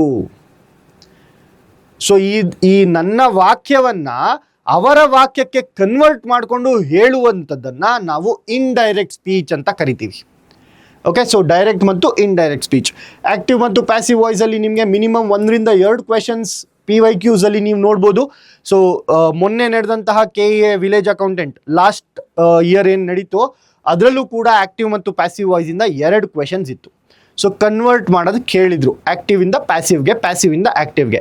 ಒಂದು ಆ್ಯಕ್ಟಿವ್ ವಾಯ್ಸನ್ನು ಕೊಟ್ಬಿಟ್ಟು ಯಾವುದಿದಕ್ಕೆ ಸರಿಯಾದ ಪ್ಯಾಸಿವ್ ವಾಯ್ಸ್ ಅಂತ ಕೇಳಿದರು, ಆಯಿತಾ. ಬಹಳ ಸಿಂಪಲ್ ಆಗಿ ಆನ್ಸರ್ ಮಾಡ್ಬೋದು. ಡೈರೆಕ್ಟ್ ಮತ್ತು ಇಂಡೈರೆಕ್ಟ್ ಸ್ಪೀಚಲ್ಲಿ ನಿಮಗೆ ಮಿನಿಮಮ್ 2 ಪ್ರಶ್ನೆಗಳು ಬರ್ತವೆ. ಸೊ ಮಿನಿಮಮ್ 2 ಪ್ರಶ್ನೆಗಳು, ಇದಕ್ಕಿಂತ ಜಾಸ್ತಿ ಬರ್ಬೋದು, ಬಟ್ ಮಿನಿಮಮ್ 2 ಪ್ರಶ್ನೆಗಳಂತೂ ಡೆಫಿನೆಟ್ ಆಗಿ ಬರುತ್ತೆ. ಸೊ ಇವೆರಡನ್ನು ಕೂಡ ನಾವು HYTs ಅಂತ ಹೇಳ್ಬೋದು. ಸಿಂಪಲ್ ಸೆಂಟೆನ್ಸ್ ಮತ್ತು ಕಾಂಪೌಂಡ್ ಸೆಂಟೆನ್ಸಲ್ಲಿ ಜಾಸ್ತಿ ಏನು ಪ್ರಶ್ನೆಗಳು ಬಂದಿಲ್ಲ, ಬಟ್ ಸ್ಟಿಲ್ ಇವಾಗ PYQ ಟ್ರೆಂಡನ್ನು ನೋಡಿದ್ರೆ ಈಗ ಆ್ಯಕ್ಟಿವ್, ಪ್ಯಾಸಿವ್ ಮತ್ತು ಡೈರೆಕ್ಟ್ ಇಂಡೈರೆಕ್ಟಲ್ಲಿ ಒಂದನ್ನು ಕಡಿಮೆ ಮಾಡಿ ಸಿಂಪಲ್ ಮತ್ತು ಕಾಂಪೌಂಡ್ ಮೇಲೆ 1 ಕ್ವೆಶನನ್ನು ಕೇಳೋದಕ್ಕೆ ಸ್ಟಾರ್ಟ್ ಮಾಡಿದ್ದಾರೆ. ಹಾಗಾಗಿ ಸೆಂಟೆನ್ಸ್ ಟೈಪ್ಸನ್ನು ಕೂಡ ನಾವು ಫೇರ್ ಆಗಿ ಅರ್ಥ ಮಾಡ್ಕೋಬೇಕಾಗತ್ತೆ. ಸೊ ಹಾಗಾಗಿ 9ನೇ ಟಾಪಿಕ್ ಕೂಡ ಸ್ವಲ್ಪರ ಮಟ್ಟಿಗೆ ಇಂಪಾರ್ಟೆಂಟ್ ಆಗುತ್ತೆ. Even if you skip this, sir ಇಲ್ಲ ಸರ್ ನಾನು ಒಂದು ಪ್ರಶ್ನೆಗೆ ನಾನು ಈ ಟಾಪಿಕನ್ನು ನಾನು ಓದ್ಕೊಳ್ಳಲ್ಲ ಅಂತಂದರೆ definitely you can do that. ಯಾಕಂದರೆ ಒಂದು ಪ್ರಶ್ನೆಗೆ ಸಿಂಪಲ್ಲೇ ಇದೆ ಈ ಟಾಪಿಕ್ಕು, ಆಯಿತಾ. ಹೆಂಗಿದ್ರು ನೀವು ಕಂಜಂಕ್ಷನ್ಸ್ ಓದಲೇಬೇಕು. ಕಂಜಂಕ್ಷನ್ಸ್ ಓದಿದ್ಮೇಲೆ ಅಪ್ಲಿಕೇಶನ್ ಅಷ್ಟೇ ಇದು. ನಿಮ್ಗೆ ಅದು ಕಷ್ಟ ಆಗುತ್ತೆ ಅಂದರೆ ನಾಟ್ ಟು ವರಿ, ಇದನ್ನು ನೀವು ಸ್ಕಿಪ್ ಮಾಡ್ಬೋದು. ಓಕೆ, ಬಟ್ ಇವೆರಡನ್ನು ನೀವು ಸ್ಕಿಪ್ ಮಾಡೋಕ್ಕಾಗೋದೇ ಇಲ್ಲ, ಚಾನ್ಸೇ ಇಲ್ಲ. That is why this are HYTs, high yielding topics. ಆಮೇಲೆ ಬರುವಂಥದ್ದು degrees of comparison. 3 degrees of ಕಂಪ್ಯಾರಿಸನ್ನ ನೋಡ್ಬೋದು ನೀವು. ಒಂದು ಮೊದಲನೇದಾಗಿ ಪಾಸಿಟಿವ್ ಡಿಗ್ರಿ, ಎರಡನೇದಾಗಿ ಕಂಪ್ಯಾರಿಟಿವ್ ಡಿಗ್ರಿ, ಆಮೇಲೆ ಮೂರನೇದಾಗಿ superlative degree. So superlative degree is very important. ಆರ್ಟಿಕಲ್ಸಲ್ಲಿ ಕೂಡ ನಾವು ಇದನ್ನು ಬಳಸ್ತೀವಿ, ಸೂಪರ್ಲೇಟಿವ್ ಡಿಗ್ರಿಯನ್ನು. ಓಕೆ, ಸೊ ಸೂಪರ್ಲೇಟಿವ್ ಡಿಗ್ರಿ ಅನ್ನುವಂಥದ್ದು ಆರ್ಟಿಕಲ್ಸಲ್ಲೂ ಉಪಯೋಗ ಆಗುತ್ತೆ, ಹಾಗೆ ಡಿಗ್ರೀಸ್ ಆಫ್ ಕಂಪ್ಯಾರಿಸನಲ್ಲೂ ಉಪಯೋಗ ಆಗುತ್ತೆ. ಸೊ ನಾನೇನು ಹೇಳಿದೆ, 3 ಡಿಗ್ರೀಸ್ ಇರ್ತವೆ: ಪಾಸಿಟಿವ್ ಡಿಗ್ರಿ, ಕಂಪ್ಯಾರಿಟಿವ್ ಡಿಗ್ರಿ ಮತ್ತು ಸೂಪರ್ಲೇಟಿವ್ ಡಿಗ್ರಿ. ಫಾರ್ ಎಕ್ಸಾಂಪಲ್ ನೋಡಿ, ಟಾಲ್ ಉದ್ದ ಇರುವಂಥದ್ದು, ಅವನಿಗಿಂತ ಉದ್ದ ಇರುವಂಥದ್ದು, ಎಲ್ಲರಿಗಿಂತ ಉದ್ದ ಇರುವಂಥದ್ದು. ಸೊ ನಾನು ಉದ್ದ ಇದ್ದೀನಿ ಅಂದರೆ ಅದು ಪಾಸಿಟಿವ್ ಡಿಗ್ರಿ, ಅವನಿಗಿಂತ ನಾನು ಉದ್ದ ಇದ್ದೀನಿ ಅಂತ ಅಂದರೆ ಅದು ಕಂಪ್ಯಾರಿಟಿವ್ ಡಿಗ್ರಿ, ನಾನು ಒಬ್ಬನ ಮೇಲೆ ಕಂಪೇರ್ ಮಾಡ್ತಾ ಇದ್ದೀನಿ. ಹಾಗೆ ಎಲ್ಲರಿಗಿಂತ ಉದ್ದ ಇದ್ದೀನಿ ಅಂತಂದರೆ ಎಲ್ಲರಿಗಿಂತ ನಾನೇ ಉದ್ದ. ಸೊ ಇದನ್ನು ಸೂಪರ್ಲೇಟಿವ್ ಡಿಗ್ರಿ ಅಂತ ಕರಿತೀವಿ. Okay, so this constitutes your module 2. So ಎರಡನೇ ಮಾಡ್ಯೂಲಲ್ಲಿ ನಿಮಗೆ ಈ ಎಲ್ಲ ಟಾಪಿಕ್ಸ್ಗಳು ಬರ್ತವೆ. ಹಾಗೆ ಮೂರನೇ topic very very important module ಅಂತಲೇ ಹೇಳ್ಬೋದು. ಯಾಕಂದರೆ ಪ್ರತಿಯೊಂದು ಎಕ್ಸಾಮ್ನಲ್ಲಿ ಈಗ ನೀವು PYQ ಅನಾಲಿಸಿಸನ್ನು ಮಾಡ್ತಾ ಇದ್ರೆ ವೊಕ್ಯಾಬುಲರಿ ಕ್ವೆಶನ್ಸ್ ಜಾಸ್ತಿ ಹೋಗ್ತಾ ಇದೆ. ಮುಂಚೆ 5 ರಿಂದ 10 ಪ್ರಶ್ನೆಗಳನ್ನು ಕೇಳ್ತಾ ಇದ್ರು, 5 ರಿಂದ 6 ಪ್ರಶ್ನೆಗಳನ್ನು ಕೇಳ್ತಿದ್ರು. ಇವಾಗ 10 ರಿಂದ 11 ಪ್ರಶ್ನೆಗಳು ಯಾವುದ್ರಲ್ಲಿ ಬರ್ತಿದೆ? ವೊಕ್ಯಾಬುಲರಿಯಲ್ಲಿ ಬರ್ತಾ ಇದೆ. ಹಾಗಾದರೆ ಹೇಗೆ ಸರ್ ವೊಕ್ಯಾಬುಲರಿಯನ್ನು ಡೆವಲಪ್ ಮಾಡ್ಕೊಳ್ಳುವಂಥದ್ದು? ಸೊ ವೊಕ್ಯಾಬುಲರಿಯನ್ನು ಡೆವಲಪ್ ಮಾಡ್ಕೊಳ್ಳೋದು ಒಂದು ದಿನದ ಕೆಲಸವಲ್ಲ. ಸೊ ಒಂದು ದಿನದಲ್ಲಿ ನೀವು ವೊಕ್ಯಾಬುಲರಿಯನ್ನು ಡೆವಲಪ್ ಮಾಡ್ಕೋತೀನಿ ಅಂತ ಅಂದರೆ ಅದು ಸುಳ್ಳು. ಸೊ ನಾನು ಒಂದು 200 ವರ್ಡ್ಸ್ಗಳನ್ನು ಬಯಾಟ್ ಮಾಡಿಬಿಡ್ತೀನಿ ಸರ್, ನನಗೆ ವೊಕ್ಯಾಬುಲರಿ ಅನ್ನುವಂಥದ್ದು ಬಂದ್ಬಿಡುತ್ತೆ ಅನ್ನುವಂಥದ್ದು ಸುಳ್ಳು, ತಪ್ಪು ಕಲ್ಪನೆ ಅದು. ಸೊ ನೀವು ಏನು ಮಾಡಬೇಕಪ್ಪ ಅಂತ ಅಂದರೆ, ವೊಕ್ಯಾಬುಲರಿ ಈಸ್ ಅ ಸ್ಕಿಲ್, ಅದೊಂದು ಸಾಮರ್ಥ್ಯ. ಹಾಗಾಗಿ ಸಾಮರ್ಥ್ಯವನ್ನು ನೀವು ಒಂದೇ ದಿನದಲ್ಲಿ ವೃದ್ಧಿಪಡಿಸ್ಕೊಳ್ಳೋಕ್ಕಾಗಲ್ಲ. ನಿಧಾನವಾಗಿ ಪ್ರತಿದಿನ ವರ್ಕ್ ಮಾಡೋದ್ರಿಂದ ವೊಕ್ಯಾಬುಲರಿ ಬೆಳೆಯುತ್ತೆ, ಆಯಿತಾ. ಒಂದು ಪ್ಲ್ಯಾನನ್ನು ಇಟ್ಕೊಳ್ಳಿ. ಸೊ ಯಾವಾಗಲೂ ನೋಡಿ, newspaper is the best source ಅಂತ ಅಂತೀವಿ. ಹಾಗಾದರೆ ಫುಲ್ಲು ನ್ಯೂಸ್ ಪೇಪರ್ ಓದಬೇಕಾ sir? Not required. English news ಪೇಪರ್ನ ಒಂದೇ ಒಂದು ಆರ್ಟಿಕಲ್ ತಗೊಳ್ಳಿ. ಸೊ ಒಂದು ಆರ್ಟಿಕಲಲ್ಲಿ ನಿಮಗೆ ಪದಗಳು ಸಿಗ್ತವೆ. ಸೊ ಇದು ನಿಮ್ಮ ಆರ್ಟಿಕಲ್ ಅಂತ ಅಂದರೆ ಈ ಒಂದೇ ಒಂದು ಆರ್ಟಿಕಲಲ್ಲಿ ನಿಮಗೆ ಎಷ್ಟೊಂದು ಪದಗಳು ಗೊತ್ತಿರಲ್ಲ ನಿಮಗೆ. ಸೊ ಈ ಒಂದು ಪದಗಳನ್ನು ಏನು ಮಾಡಬೇಕಾಗತ್ತೆ? ನೀವು ಸರ್ಚ್ ಮಾಡಬೇಕಾಗತ್ತೆ. ಸರ್ಚ್ ಮಾಡಿ ಮೀನಿಂಗನ್ನು ತಿಳ್ಕೋಬೇಕಾಗತ್ತೆ. ಓಕೆ, ಈ ಒಂದು ನ್ಯೂಸ್ ಪೇಪರಲ್ಲಿ ಒಂದು ಆರ್ಟಿಕಲ್ ತಗೊಳ್ಳಿ. ಆ ಒಂದು ಆರ್ಟಿಕಲಲ್ಲಿ ಎಲ್ಲ ಪದಗಳ ಮೀನಿಂಗನ್ನು ನೀವು ಹುಡುಕಿದಾಗ ಏನಾಗುತ್ತೆ? ದಿನೇ ದಿನೇ ನಿಮ್ಮ ವೊಕ್ಯಾಬುಲರಿ ಸ್ಟ್ರಾಂಗ್ ಆಗ್ತಾ ಹೋಗುತ್ತೆ. ಆಮೇಲೆ ಇನ್ನೊಂದು ಕೆಲಸ ಏನು ಮಾಡಬೇಕು? ಒಂದು ಟೇಬಲನ್ನು ಮಾಡ್ಕೋಬೇಕು. ಈ ರೀತಿ ಒಂದು ಟೇಬಲನ್ನು 4 ಭಾಗಗಳಾಗಿ ವಿಂಗಡಿಸಿ ಈ ನ್ಯೂಸ್ ಪೇಪರಲ್ಲಿರುವಂತಹ ಪದಗಳನ್ನು ತೆಗೆದುಕೊಂಡು ಇಲ್ಲಿ ಬರ್ಕೋಬೇಕು. ಇಲ್ಲಿ ಪದ ವರ್ಡ್, ಇಲ್ಲಿ ಮೀನಿಂಗನ್ನು ಬರ್ಕೋಬೇಕು. ಎರಡನೇದು, ಮೂರನೇದ್ರಲ್ಲಿ ಸಿನಾನಿಮ್ಸ್ ಬರ್ಕೊಬೇಕು. 4ನೇದ್ರಲ್ಲಿ ಆ್ಯಂಟೋನಿಮ್ಸ್ ಬರ್ಕೋಬೇಕು. ಸರ್, ಈ ಒಂದು ಟೇಬಲ್ನಲ್ಲಿ ನೀವು 5 ಟೈಪ್ಸ್ ಆಫ್ ಕ್ವೆಶನ್ಸನ್ನು ನೀವು ಆನ್ಸರ್ ಮಾಡ್ಬೋದು. ಯಾವುದು 5 ಟೈಪ್ಸ್ ಆಫ್ ಕ್ವೆಶನ್ಸ್ ಯಾವ ಥರ ಕೇಳ್ತಾರೆ ವೊಕ್ಯಾಬುಲರಿಯಲ್ಲಿ ಅಂದರೆ, ಫಸ್ಟು ಒಂದು ಪದವನ್ನು ಕೊಡ್ತಾರೆ. For example sagacious. So last year KA VAOನಲ್ಲಿ ವಿಲೇಜ್ ಅಕೌಂಟೆಂಟಲ್ಲಿ ಕೇಳಿದರು ಸೆಗಾಷಿಯಸ್ ಅಂದರೆ ಏನು ಅಂತ. ಹಾಗೆ ಸ್ಪೆಲ್ಲಿಂಗ್ಗಳನ್ನು ಚೆಕ್ ಮಾಡೋದಕ್ಕೆ ಹೇಳ್ತಾರೆ. ಓಕೆ, ಕಾನ್ಸ್ಟಲೇಷನ್ದು ಕಾನ್ಸ್ಟಲೇಷನ್ ಸ್ಪೆಲ್ಲಿಂಗನ್ನು ಕೇಳ್ತಾರೆ, ಆಯಿತಾ. ಸೊ ಸೆಗಾಷಿಯಸ್ ಅಂದರೆ ಏನು ಮೀನಿಂಗು, ಕಾನ್ಸ್ಟಲೇಷನನ್ನು ಸ್ಪೆಲ್ಲಿಂಗ್ ಕೇಳಿದರು. ಓಕೆ, ಆಮೇಲೆ ಈಡಿಯಮ್ಸ್ಗಳ ಅರ್ಥವನ್ನು ಕೇಳ್ತಾರೆ. 1 ವರ್ಡ್ ಸಬ್ಸ್ಟಿಟ್ಯೂಷನನ್ನು ಕೇಳ್ತಾರೆ. One who is powerful,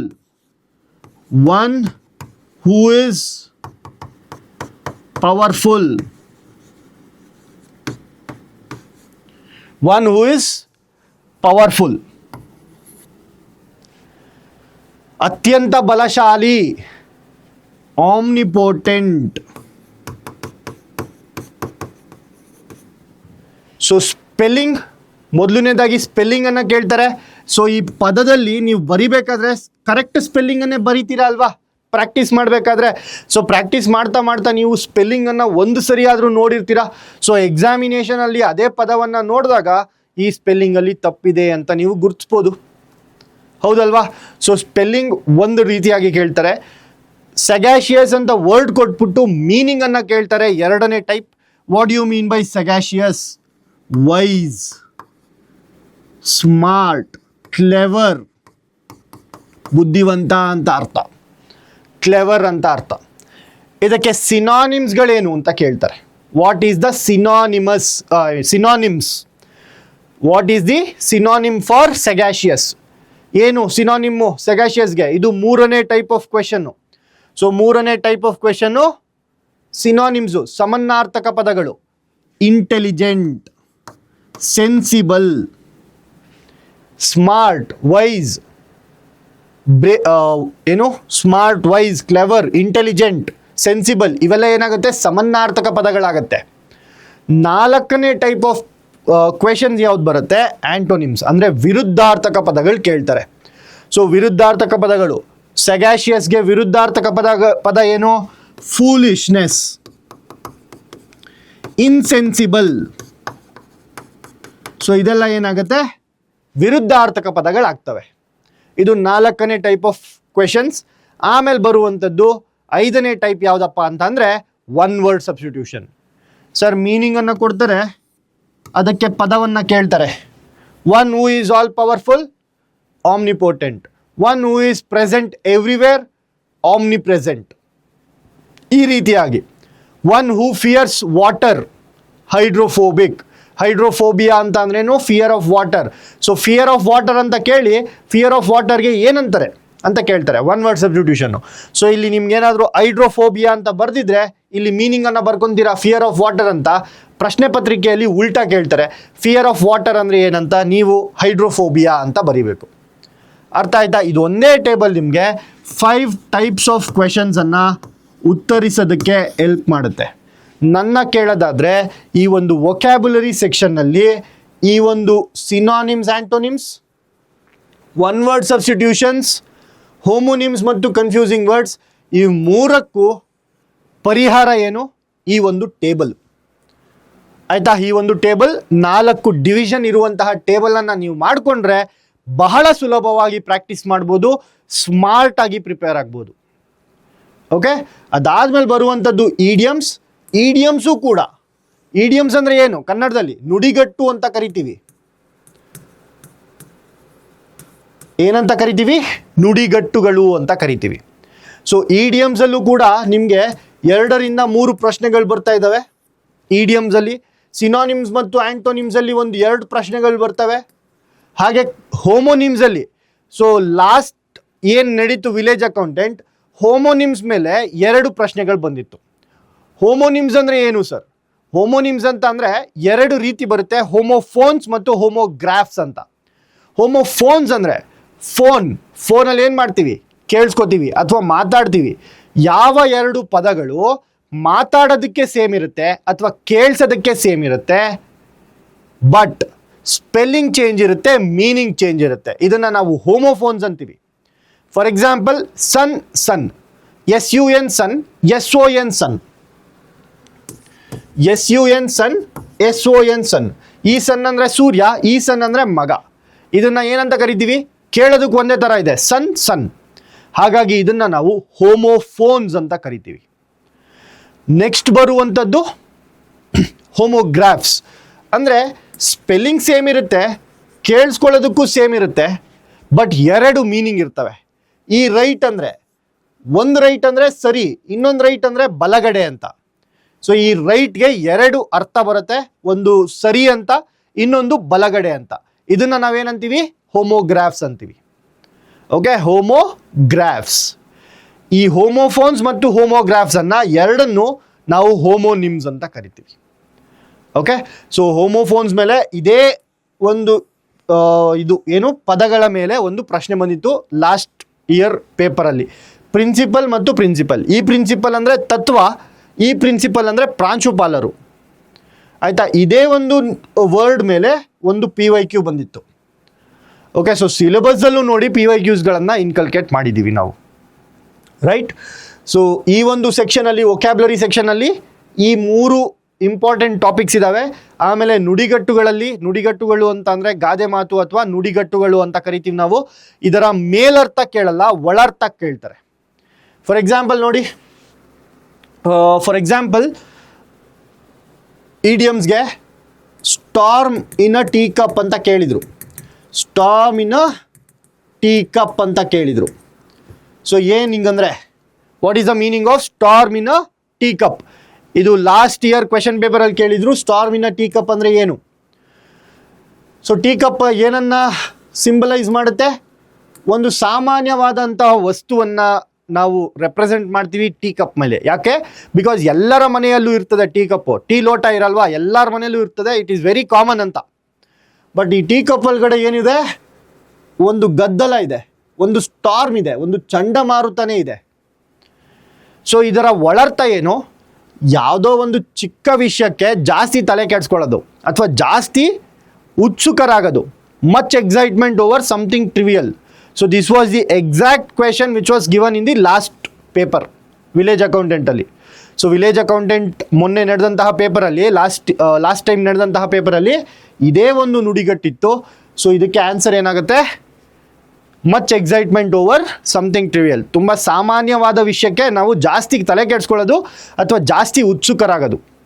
okay, ಆಮೇಲೆ ಸ್ಪೆಲ್ಲಿಂಗ್ ಟೆಸ್ಟ್ ನೋಡಿ. ಇದು ಸ್ಪೆಲ್ಲಿಂಗ್ ಟೆಸ್ಟ್ ಕೂಡ ನಾನು ಎಕ್ಸ್ಪ್ಲೈನ್ ಮಾಡಿದೆ, ಹೋಮೋನಿಮ್ಸ್ ಕೂಡ ಎಕ್ಸ್ಪ್ಲೈನ್ ಮಾಡಿದೆ, ಇಡಿಯಮ್ಸ್ ಕೂಡ ಎಕ್ಸ್ಪ್ಲೈನ್ ಮಾಡಿದೆ. ಸೊ ಇದೆಲ್ಲ ನಿಮಗೆ 3ನೇ ಮಾಡ್ಯೂಲ್ ವೊಕ್ಯಾಬ್ಯುಲರಿಯಲ್ಲಿ ಸಿಗುತ್ತೆ, ರೈಟ್. ಇದಾದಮೇಲೆ ಬರುವಂಥದ್ದು ವರ್ಬಲ್ ಎಬಿಲಿಟಿ. ಮೆಂಟಲ್ ಎಬಿಲಿಟಿ ಅಲ್ಲ, ವರ್ಬಲ್ ಎಬಿಲಿಟಿ. ಸೊ ವರ್ಬಲ್ ಎಬಿಲಿಟಿಯಲ್ಲಿ ನಿಮಗೆ ಯಾವ್ಯಾವೆಲ್ಲ ಬರುತ್ತೆ? ಒಂದು ಡೈರೆಕ್ಟಾಗಿ ರೀಡಿಂಗ್ ಕಾಂಪ್ರಹೆನ್ಷನನ್ನು ಕೊಟ್ಟು, ಒಂದು ಪ್ಯಾಸೇಜನ್ನು ಕೊಟ್ಟು, ಈ ಪ್ಯಾಸೇಜಿನ ಮೂಲಕ 5 ಪ್ರಶ್ನೆಗಳನ್ನು ಕೇಳ್ತಾರೆ ಅಥವಾ 4 ಪ್ರಶ್ನೆಗಳನ್ನು ಕೇಳ್ತಾರೆ. ಇವಾಗ ಏನು ಮಾಡ್ತಾ ಇದ್ದಾರೆ? ಒಂದು ಪ್ಯಾಸೇಜನ್ನು ಕೊಟ್ಟು 2 ಪ್ರಶ್ನೆಗಳನ್ನು ಕೇಳ್ತಾ ಇದ್ದಾರೆ. 2 ಪ್ರಶ್ನೆಗಳನ್ನು ಕೇಳ್ತಾ ಇದ್ದಾರೆ. ಈ ನಡುವೆ ರೀಡಿಂಗ್ ಕಾಂಪ್ರಹೆನ್ಷನ್ದು ಸ್ವಲ್ಪ ಕಡಿಮೆ ಆಗ್ತಾ ಇದೆ, ಸ್ವಲ್ಪರ ಮಟ್ಟಿಗೆ ಕಡಿಮೆ ಆಗ್ತಾ ಇದೆ. 5 ಪ್ರಶ್ನೆಗಳನ್ನು ಕೇಳ್ತಾ ಇಲ್ಲ, 1 ಪ್ರಶ್ನೆ ಅಥವಾ 2 ಪ್ರಶ್ನೆಗಳನ್ನು ಕೇಳ್ತಾ ಇದ್ದಾರೆ ಆ್ಯಸ್ ಪರ್ ದಿ ಟ್ರೆಂಡ್. ಅದಾದಮೇಲೆ sentence rearrangement, jumbled sentences. So very important HYT in this module. ಇದಕ್ಕೆ ಈ ಒಂದು ಮಾಡ್ಯೂಲ್ನಲ್ಲಿ ಇದು HYT. ಓಕೆ, ಹಾಗೆ ಕ್ಲೋಸ್ ಟೆಸ್ಟ್ ಅನ್ನುವಂಥದ್ದು ಕೂಡ HYT. ಮಿನಿಮಮ್ 4ರಿಂದ 5 ಪ್ರಶ್ನೆಗಳು ಕ್ಲೋಸ್ ಟೆಸ್ಟಲ್ಲಿ ಬರ್ತಾ ಇದ್ದಾವೆ. ಸೆಂಟೆನ್ಸ್ ರಿಅರೇಂಜ್ಮೆಂಟಲ್ಲಿ 1ರಿಂದ 2 ಪ್ರಶ್ನೆಗಳು ಎಲ್ಲ ಪೇಪರ್ನಲ್ಲೂ ನೋಡ್ಬೋದು ನೀವು. ಸೆಂಟೆನ್ಸ್ ರಿಅರೇಂಜ್ಮೆಂಟಲ್ಲಿ 1ರಿಂದ 2 ಪ್ರಶ್ನೆಗಳು ಡೆಫಿನೆಟಾಗಿ ಬರ್ತಾ ಇದೆ. ಓಕೆ, ಸೊ ಸೆಂಟೆನ್ಸ್ ರಿಅರೇಂಜ್ಮೆಂಟ್ ಅಂತ ಅಂದರೆ ಜಂಬಲ್ಡ್ ಸೆಂಟೆನ್ಸಸ್ ಮಾಡಿರ್ತಾರೆ. ಅಂದರೆ ನಾನು ತಿಂಡಿ ತಿಂದೆ, ನಾನು ಹೋಟೆಲ್ಗೆ ಹೋದೆ, ನಾನು ಬಿಲ್ ಕಟ್ಟಿದೆ, ನಾನು ಥ್ಯಾಂಕ್ಸ್ ಹೇಳಿದೆ. ಸೊ ಈ ಥರ ಜಂಬಲ್ಡ್ ಸೆಂಟೆನ್ಸಸನ್ನು ನಾವು ಏನು ಮಾಡಬೇಕಾಗುತ್ತೆ? ಸರಿಪಡಿಸಿ ಒಂದು ಸರಿಯಾದ ರೂಪಕ್ಕೆ ತರಬೇಕು ಸೆಂಟೆನ್ಸನ್ನು. ಫಸ್ಟ್ ಏನು ಮಾಡ್ತಾರೆ? ನಾನು ಫಸ್ಟ್ ಹೋಟ್ಲಿಗೆ ಹೋಗ್ತೀನಿ, ಆಮೇಲೆ ಏನು ಮಾಡ್ತೀನಿ? ತಿಂಡಿ ತಿಂತೀನಿ, ಆಮೇಲೆ ಏನು ಮಾಡ್ತೀನಿ? ಥ್ಯಾಂಕ್ಸ್ ಹೇಳ್ತೀನಿ, ಆಮೇಲೆ ಏನು ಮಾಡ್ತೀನಿ? ಬಿಲ್ ಪೇ ಮಾಡ್ತೀನಿ. ಸೊ ಇದು ಸರಿಯಾದ ಕ್ರಮ. ಸೊ ಈ ಥರ ನಾವು ಜೋಡಿಸ್ಬೇಕಾಗತ್ತೆ. ಸೊ ಅದಕ್ಕೂ ಕೂಡ ಯಾವ ರೀತಿ ಜೋಡಿಸುವಂಥದ್ದು ಇವನ್ನೆಲ್ಲ ನಾನು ಹೇಳ್ಕೊಡ್ತೀನಿ ನಿಮಗೆ. ಆಮೇಲೆ ಎರರ್ ಸ್ಪಾಟಿಂಗ್ ಅನ್ನುವಂಥದ್ದು it is not a separate topic. So spot the error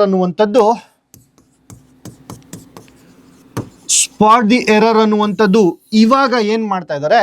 ಮುಂಚೆ ಒಂದು ಟಾಪಿಕ್ ಆಗಿ ಕೇಳ್ತಾ ಇದ್ರು, ಬಟ್ ಇವಾಗ ಆಸ್ ಪರ್ ದಿ ಟ್ರೆಂಡ್ ಏನು ಮಾಡ್ತಾ ಇದ್ದಾರೆ? ಕೋರ್ ಗ್ರಾಮರಲ್ಲಿ ಅಥವಾ ಟೆನ್ಸಸ್ಸಲ್ಲಿ ಅಥವಾ ಸಬ್ಜೆಕ್ಟ್ ವರ್ಬ್ ಅಗ್ರಿಮೆಂಟಲ್ಲಿ ನಾವೇನು ನೋಡಿದ್ವಿ ಫಸ್ಟ್ ಮಾಡ್ಯೂಲಲ್ಲಿ ಅಥವಾ ಸೆಕೆಂಡ್ ಮಾಡ್ಯೂಲಲ್ಲಿ, ಆ ಫಸ್ಟ್ ಮಾಡ್ಯೂಲ್ ಮತ್ತು ಸೆಕೆಂಡ್ ಮಾಡ್ಯೂಲನ್ನು ಕಂಬೈನ್ ಮಾಡಿ ಸೆಕೆಂಡ್ ಸ್ಪಾಟ್ ದ ಎರರ್ ಅಂತ ಕೊಡ್ತಾ ಇದ್ದಾರೆ. ಮಾಡ್ಯೂಲ್ 1 ಮತ್ತು ಮಾಡ್ಯೂಲ್ 2ನ ಕಂಬೈನ್ ಮಾಡಿ ಸ್ಪಾಟ್ ದಿ ಎರರ್ ಅಂತ ಕೊಡ್ತಾರೆ. ಓಕೆ, ಸೊ ನಾವು ಎಲ್ಲಿ ತಪ್ಪಿದೆ ಅನ್ನುವಂಥದ್ದನ್ನು ಹುಡುಕ್ಬೇಕಾಗತ್ತೆ. ಸೊ ತಪ್ಪು ಎಲ್ಲಿ ಬೇಕಾದರೂ ಇರ್ಬೋದು, ಪಾರ್ಟ್ಸ್ ಆಫ್ ಸ್ಪೀಚಲ್ಲಿ ಇರ್ಬೋದು. ಸೊ ತಪ್ಪು ಬಳಕೆ ಮಾಡಿದರೆ ಪಾರ್ಟ್ಸ್ ಆಫ್ ಸ್ಪೀಚನ್ನು, ನಾಮಪದವನ್ನು ತಪ್ಪು ಬಳಕೆ, ಸರ್ವನಾಮವನ್ನು ತಪ್ಪು ಬಳಕೆ, ಅಥವಾ ಅಡ್ಜೆಕ್ಟಿವನ್ನು ತಪ್ಪು ಬಳಕೆ ಮಾಡಿದರೆ ಅಲ್ಲೂ ಕೂಡ ತಪ್ಪಿರ್ಬೋದು, ಅಥವಾ ಇನ್ನೊಂದು ಯಾವುದ್ರಲ್ಲಿ ಇರ್ಬೋದು, ಟೆನ್ಸಲ್ಲಿ ತಪ್ಪಿರ್ಬೋದು. ಸೊ ಸ್ಪಾಟ್ ದ ಎರರ್ ಮಾಡ್ತಿದ್ವಿ. ಸೊ ತಪ್ಪು ಎಲ್ಲೆಲ್ಲಿರ್ಬೋದು ಅಂತ ಅಂದರೆ ಮೊದಲನೇದಾಗಿ ಪಾರ್ಟ್ಸ್ ಆಫ್ ಸ್ಪೀಚ್ ಅಂತ ಹೇಳಿದೆ. ಸೊ ಎರಡನೇದಾಗಿ ಟೆನ್ಸಸ್ಸಲ್ಲಿ ಕಾಲಮಾನಗಳು. ನಾನು ನಿನ್ನೆ ಹೋಗಿದ್ದೆ ಅಂತಲೇ ಬಳಸಬೇಕು. ನಾನು ನಿನ್ನೆ ಹೋಗ್ತೀನಿ ಅಂದರೆ ತಪ್ಪು. ನಾನು ನಿನ್ನೆ ಹೋಗ್ತೀನಿ ಅಂತ ಅಂತೀವ ನಾವು ಕನ್ನಡದಲ್ಲಿ. ಅದೇ ರೀತಿ ಇಂಗ್ಲೀಷ್ನಲ್ಲೂ ಕೂಡ ಆ ಒಂದು ಕಾಲಮಾನಗಳನ್ನು ಸರಿಯಾಗಿ ಬಳಸಬೇಕಾಗತ್ತೆ. ಸೊ ಟೆನ್ಸಸ್ಸಲ್ಲೂ ಕೂಡ ಸ್ಪಾಟ್ ದ ಎರರ್ ಅನ್ನುವಂತಹ ಪ್ರಶ್ನೆಗಳನ್ನು ಕೇಳ್ತಾರೆ. ಆರ್ಟಿಕಲ್ಸಲ್ಲಿ ಕೇಳ್ಬೋದು, ಸಬ್ಜೆಕ್ಟ್ ವರ್ಬ್ ಅಗ್ರಿಮೆಂಟಲ್ಲಿ ಕೇಳ್ಬೋದು, ಅಥವಾ ಡೈರೆಕ್ಟ್ ಇಂಡೈರೆಕ್ಟಲ್ಲಿ ಕೇಳ್ಬೋದು, ಡೈರೆಕ್ಟ್ ಇಂಡೈರೆಕ್ಟ್ ಸ್ಪೀಚಲ್ಲಿ ಕೇಳ್ಬೋದು, ಆ್ಯಕ್ಟಿವ್ ವಾಯ್ಸ್ ಪ್ಯಾಸಿವ್ ವಾಯ್ಸಲ್ಲಿ ಕೇಳ್ಬೋದು. ಸೊ ಇಷ್ಟು ಕಾನ್ಸೆಪ್ಟ್ಗಳನ್ನು ಒಳಗೊಂಡಂತೆ ಸ್ಪಾಟ್ ದ ಎರರ್ ಇರುತ್ತೆ. ಸೊ ಇದೆಲ್ಲ ಟಾಪಿಕ್ಸನ್ನು ಮಾಡಬೇಕಾದ್ರೇ ಸ್ಪಾಟ್ ದ ಎರರ್ ಮೇಲೆ ಸ್ಪೆಷಲ್ ಫೋಕಸ್ ಇಟ್ಟು ಓದ್ಕೋಬೇಕಾಗತ್ತೆ. ಓಕೆ, ಸೊ ಇದಿಷ್ಟು ನಿಮ್ಮ ಸಿಲೆಬಸ್ ಆಗಿರುತ್ತೆ. ಯಾವುದಕ್ಕೆ? ಗ್ರಾಮರ್ಗೆ. ಇಂಗ್ಲೀಷ್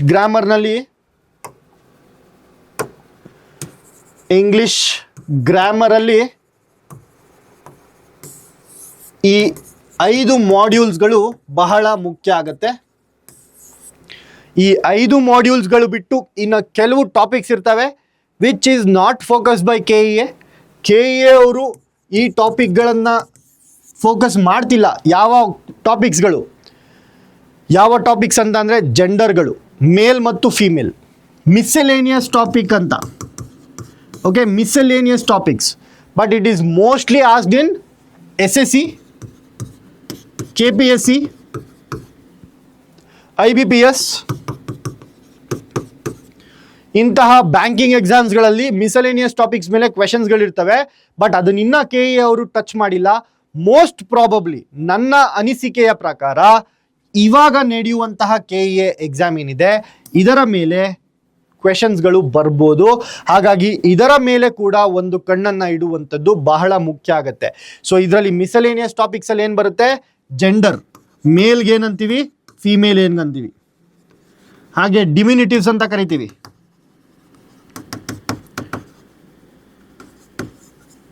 ಸೊ ಡಿಮಿನಿಟಿವ್ಸ್ ಅಂದರೆ ದೊಡ್ಡದು ಮತ್ತು ಚಿಕ್ಕದು. ಫಾರ್ ಎಕ್ಸಾಂಪಲ್ ಲೀಫ್ಲೆಟ್,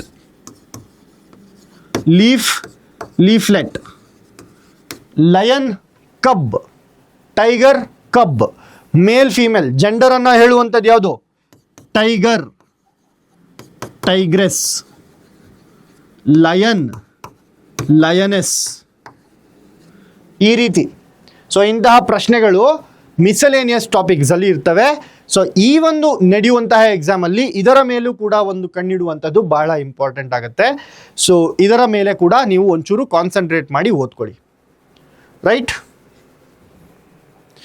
ಸೊ ನಾನು ಆವಾಗಲೇ ಹೇಳಿದಾಗೆ ಧ್ವನಿ ಅಕಾಡೆಮಿ ನಿಮಗೋಸ್ಕರ 80 days 80+ ಮಾರ್ಕ್ಸ್. ಸೊ ಇದರಲ್ಲಿ ಧ್ವನಿ ಅಕಾಡೆಮಿಯಲ್ಲಿ ಉದ್ದೇಶ ಏನಪ್ಪ ಅಂತಂದರೆ 80 ದಿನಗಳ ಕಾಲ ನೀವೇನಾದರೂ 3 hour ಡೈಲಿ ಕೊಟ್ಟರೆ ಕಮ್ಯುನಿಕೇಷನ್ ಪೇಪರಲ್ಲಿ ನಿಮಗೆ 80+ ಮಾರ್ಕ್ಸ್ ಬರುತ್ತೆ ಅನ್ನುವಂತಹ ಭರವಸೆಯನ್ನು ನೀಡ್ತಾ ಇರೋದು ಧ್ವನಿ ಅಕಾಡೆಮಿ. ಸೊ ಇದರಲ್ಲಿ ನಿಮಗೆ ಏನೇನೆಲ್ಲ ಸಿಗುತ್ತೆ ಅಂತ ಅಂದರೆ, ಸೊ ನೀವು ಮೊದಲನೇದಾಗಿ ನೋಡ್ಬೋದು HYT ಸ್ಟಡಿ ಪ್ಲ್ಯಾನ್ ಸಿಗುತ್ತೆ. ಸೊ 80 ದಿನಗಳ ಒಂದು ಸ್ಟಡಿ ಪ್ಲ್ಯಾನ್. ಸೊ 3 hour ನಾನು ಕೊಡ್ತೀನಿ ಸರ್ ಕಮ್ಯುನಿಕೇಷನ್ ಪೇಪರ್ಗೆ ಅಂತ ಹೇಳಿದ್ರೆ ನೀವು ಈ ಒಂದು HYT ಸ್ಟಡಿ ಪ್ಲ್ಯಾನನ್ನು ಕರೆಕ್ಟಾಗಿ ಫಾಲೋ ಮಾಡ್ಬೋದು. ಸೊ ಇದರಲ್ಲಿ ನಿಮಗೆ HYT ಸ್ಟಡಿ ಪ್ಲ್ಯಾನ್ ಸಿಗುತ್ತೆ. ಆಮೇಲೆ ಮೆಂಟರ್ ಜೊತೆ ಕೂತ್ಕೊಂಡು HYT ಟಾಪಿಕ್ಗಳು ನಾನು ಈ ಒಂದು ಕ್ಲಾಸ್ನಲ್ಲಿ ಏನೆಲ್ಲ ಡಿಸ್ಕಸ್ ಮಾಡಿದ್ದೀನಿ HYTs ಅಂತ ಇಂಪಾರ್ಟೆಂಟ್ ಟಾಪಿಕ್ಸ್ ಅಂತ ಇದೇ ರೀತಿ ಕಂಪ್ಯೂಟರ್ ಮತ್ತು ಕನ್ನಡದಲ್ಲೂ ಸಿಗುತ್ತೆ. ಹಾಗೆ ನಿಮಗೆ ಪರ್ಸನಲೈಸ್ಡ್ ಸ್ಟಡಿ ಪ್ಲ್ಯಾನನ್ನು ಕೂಡ ಸಿಗುತ್ತೆ. ಆಮೇಲೆ ಟೆಸ್ಟ್ ಸೀರೀಸ್. ಸೊ ಈ ಮೆಂಟರ್ಶಿಪ್ಪಲ್ಲಿ ನಿಮ್ಮ ವೀಕ್ ಏರಿಯಾಸ್ ಏನು, ಸ್ಟ್ರಾಂಗ್ ಏರಿಯಾಸ್ ಏನು ಅಂತ ನೋಡಿ ಯಾವುದ್ರ ಮೇಲೆ ಜಾಸ್ತಿ ಫೋಕಸ್ ಮಾಡಬೇಕು, ಯಾವುದ್ರ ಮೇಲೆ ಕಡಿಮೆ ಟೈಮ್ ಫೋಕಸ್ ಮಾಡಿದ್ರೂ ನೀವು ಜಾಸ್ತಿ ಮಾರ್ಕ್ಸನ್ನು ತೆಗಿತೀರಾ, ಇದನ್ನೆಲ್ಲ ನಿಮಗೆ ಮೆಂಟರ್ಶಿಪ್ಪಲ್ಲಿ ಕೊಡಲಾಗ್ತದೆ. ಹಾಗೆ ಟೆಸ್ಟ್ ಸೀರೀಸ್ ಇರುತ್ತೆ. ಇದರಲ್ಲಿ ಟೆಸ್ಟ್ ಸೀರೀಸ್ಗಳ ಮೂಲಕ ಕಾನ್ಸೆಪ್ಟ್ಗಳನ್ನು ಸಿಂಪ್ಲಿಫೈ ಮಾಡುವಂಥದ್ದು. ಫಸ್ಟು ಟೆಸ್ಟ್ ಬರೀತೀರಾ, ಆಮೇಲೆ ಡಿಸ್ಕಷನ್ ಇರುತ್ತೆ, ಅದಾದಮೇಲೆ test discussion. Right? So methodology ಅಂತ ಹೇಳಿದ್ರೆ ಮೊದಲನೇದಾಗಿ ಒಂದು ಪ್ರೀ ಟೆಸ್ಟ್ ಅಂತದ್ದು ಇರುತ್ತೆ. ಪ್ರೀ ಟೆಸ್ಟ್ ಅಂದರೆ ಏನೂ ಓದಿಲ್ಲದೆ ನಾನು ಕಮ್ಯುನಿಕೇಷನ್ ಪೇಪರಲ್ಲಿ ಎಷ್ಟು ತೆಗಿತೀನಿ ಅನ್ನುವಂಥದ್ದು ನಿಮಗೆ ಗೊತ್ತಿರಬೇಕು. ಹಾಗಾಗಿ ಇದೇ ಶುಕ್ರವಾರ ನಿಮಗೆ ಒಂದು ಪ್ರೀ ಟೆಸ್ಟ್ ಕೂಡ ಕೊಡ್ತಾರೆ. It will be completely free. So ನೀವು ಏನೂ ಪ್ರಿಪೇರ್ ಆಗ್ದಿರಾ ಇವತ್ತು ಹೋಗಿ ನೀವು ಎಕ್ಸಾಮ್ ಬರೆದ್ರೆ ನಿಮ್ಗೆ ಎಷ್ಟು ಮಾರ್ಕ್ಸ್ ಬರುತ್ತೆ ಕಮ್ಯುನಿಕೇಷನ್ ಪೇಪರ್ ಮೇಲೆ ಅನ್ನುವಂತಹ ಜ್ಞಾನ ನಿಮಗೆ ಇರಬೇಕು. ಓಕೆ, ಸೊ ನಾನು ಸ್ಟಾರ್ಟ್ ಮಾಡೋಕ್ಕಿಂತ ಮುಂಚೆ ನಾನು ಎಲ್ಲಿದ್ದೀನಿ ಅನ್ನುವಂಥದ್ದನ್ನು ನೀವು ತಿಳ್ಕೊಬೇಕು. ಸೊ ಫಾರ್ ಎಕ್ಸಾಂಪಲ್, ಇವಾಗ ನಾನು ಏನೂ ಪ್ರಿಪೇರ್ ಆಗಿಲ್ಲ, ನಾನು ಹೋಗಿ ಎಕ್ಸಾಮ್ ಬರೆದ್ರೆ ಒಂದು 60 ಮಾರ್ಕ್ಸ್ ತಗೋತೀನಾ ಇಲ್ಲ 50 ಮಾರ್ಕ್ಸ್ ತಗೋತೀನಾ? ಸೊ ನನ್ನ ಲೆವೆಲ್ ಆಫ್ ಪ್ರಿಪ್ರೇಷನ್ ಏನಿದೆ 50 ಇದೆ. ಸೊ ಈ 50ರಿಂದ ಇನ್ನು 80ಕ್ಕೆ ಹೇಗೆ ತಗೊಂಡೋಗೋದು? By following this steps, by following this method. ಈ ಒಂದು ಸ್ಮಾರ್ಟ್ ಪ್ರಿಪ್ರೇಷನ್ ಸ್ಟ್ರಾಟಜಿಯನ್ನು ನೀವು ತಗೊಂಡ್ರೆ ಏನಾಗುತ್ತೆ, ಸೊ ಇಲ್ಲ 50ರಿಂದ ನಿಮಗೆ 80ಕ್ಕೆ ಹೋಗೋದಕ್ಕೆ ಬಹಳ ಸುಲಭವಾಗಿ ಆಗತ್ತೆ. ಸೊ ಮೊದಲನೇದಾಗಿ ಹೇಳಿದೆ, ಪ್ರೀ ಟೆಸ್ಟ್ ಇದೇ ಶುಕ್ರವಾರ ಇರುತ್ತೆ. ಅದಾದಮೇಲೆ ಈ ಪ್ರೀ ಟೆಸ್ಟನ್ನು ನೋಡಿಕೊಂಡು ನಿಮ್ಮ ಸ್ಟ್ರಾಂಗ್ ಏರಿಯಾಸ್ ಏನು, ನಿಮ್ಮ ವೀಕ್ ಏರಿಯಾಸ್ ಏನು ಅನ್ನುವಂಥದ್ದು ಹೀಟ್ ಮ್ಯಾಪಲ್ಲಿ ಗೊತ್ತಾಗುತ್ತೆ.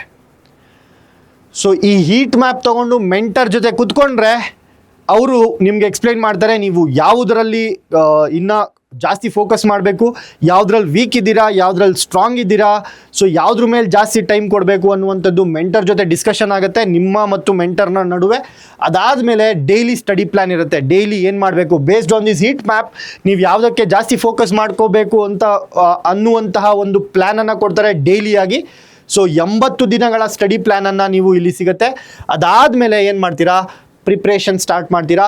ಟೆಸ್ಟ್ಗಳಿರುತ್ತೆ, ವೀಕ್ಲಿ ಟೆಸ್ಟ್ಗಳಿರುತ್ತೆ. 2 ದಿನ ಓದಬೇಕು, 3ನೇ ದಿನ ಟೆಸ್ಟ್ ಬರೀಬೇಕು. 2 ದಿನ ಓದಬೇಕು, 3ನೇ ದಿನ ಟೆಸ್ಟ್ ಬರೀಬೇಕು. ಸೊ 2 ದಿನ ಓದಬೇಕು, 3ನೇ ದಿನ ಟೆಸ್ಟ್ ಬರೀಬೇಕು. ಸೊ 3 ಸೆಕ್ಷನ್ಗಳಿಗೆ 3 ಟೆಸ್ಟ್ಗಳಿರ್ತವೆ, ಸೆಕ್ಷನಲ್ ಟೆಸ್ಟ್ಗಳು. ಸೊ ಟಾಪಿಕ್ಸ್ಗಳು ಏನು ಕೊಟ್ಟಿರ್ತಾರೆ ಈ ಒಂದು ಡೈಲಿ ಸ್ಟಡಿ ಪ್ಲ್ಯಾನಲ್ಲಿ, 2 ದಿನಕ್ಕೆ ಆಗುವಂತಹ ಸ್ಟಡಿ ಪ್ಲ್ಯಾನ್ ಕೊಟ್ಟು 3ನೇ ದಿನಕ್ಕೆ ಆ 2 ದಿನಗಳ ಟೆಸ್ಟನ್ನು ಕೊಡಲಾಗುತ್ತದೆ. So based on this examination ತಿರ್ಗಾ ಏನು ಮಾಡ್ತೀರಾ, ನೀವು ಎಲ್ಲಿ ನೀವು ತಪ್ಪು ಹೋಗ್ತಿದ್ದೀರಾ ಅಂತ ಗೊತ್ತಾಗಿ ನೀವು ರಿವೈಸ್ ಮಾಡ್ತೀರಾ. ಆ ಒಂದು ಸೆಕ್ಷನನ್ನು ರಿವೈಸ್ ಮಾಡಿದ್ಮೇಲೆ ನಿಮಗೆ ಆಟೋಮೆಟಿಕ್ಕಾಗಿ ನಿಮ್ಮ ಮಾರ್ಕ್ಸ್ ಮೇಲೆ ನಿಮಗೆ ಅದು ರಿಫ್ಲೆಕ್ಟ್ ಆಗುತ್ತೆ. ಸೊ ಡೈಲಿ ವೀಕ್ಲಿ ಟೆಸ್ಟ್ ಏನು ಬರುತ್ತೆ, ಆ ಒಂದು ಟೆಸ್ಟ್ಗಳಲ್ಲಿ ಜಾಸ್ತಿ ಮಾರ್ಕ್ಸ್ ಪಡೀತಿದ್ದಂಗೆ ನಿಮ್ಗೆ ಏನಾಗುತ್ತೆ, ಕಾನ್ಫಿಡೆನ್ಸ್ ಜಾಸ್ತಿ ಆಗುತ್ತೆ. ಕಾನ್ಫಿಡೆನ್ಸ್ ಜಾಸ್ತಿ ಆದಾಗ ಟೆಸ್ಟ್ಗಳನ್ನು ತಗೋತೀರಾ. ಜಾಸ್ತಿ ಟೆಸ್ಟ್ಗಳನ್ನು ತಗೊಂಡಾಗ ದಿ ಎಕ್ಸಾಮಿನೇಷನ್, ರಿಯಲ್ ಎಕ್ಸಾಮಿನೇಷನ್ ಏನಾಗುತ್ತೆ, ಇನ್ನೊಂದು ಟೆಸ್ಟ್ ಅಂತ ಅನಿಸುತ್ತೆ. ಸೊ ರಿಯಲ್ ಎಕ್ಸಾಮಿನೇಷನ್ ಕೂಡ ಇನ್ನೊಂದು ಟೆಸ್ಟ್ ಅನಿಸುತ್ತೆ. ಆವಾಗ ನೀವೇನು ಮಾಡ್ತೀರಾ, ತುಂಬ ಚೆನ್ನಾಗಿ ಪರ್ಫಾರ್ಮ್ ಮಾಡ್ತೀರಾ. So this is the plan ಧ್ವನಿ ಅಕಾಡೆಮಿಯಲ್ಲಿ. ಸೊ ನಿಮಗೆ ಇನ್ನಷ್ಟು ಮಾಹಿತಿ ಬೇಕು ಅಂತಂದರೆ ಧ್ವನಿ ಅಕಾಡೆಮಿಗೆ ನೀವು ಕಾಂಟ್ಯಾಕ್ಟ್ ಮಾಡ್ಬೋದು. Right, the contact number will be given in the description box. So ಡಿಸ್ಕ್ರಿಪ್ಷನಲ್ಲಿ ಧ್ವನಿ ಅಕಾಡೆಮಿ ಅನ್ನುವಂಥದ್ದು, ಧ್ವನಿ ಅಕಾಡೆಮಿಯ ಕಾಂಟ್ಯಾಕ್ಟ್ ನಂಬರನ್ನು ಡಿಸ್ಕ್ರಿಪ್ಷನಲ್ಲಿ ಕೊಡಲಾಗುತ್ತೆ. ಸೊ ಅಲ್ಲಿಂದ ನೀವು ಧ್ವನಿ ಅಕಾಡೆಮಿಗೆ ಕಾಂಟ್ಯಾಕ್ಟ್ ಮಾಡ್ಬೋದು. Thank you so much.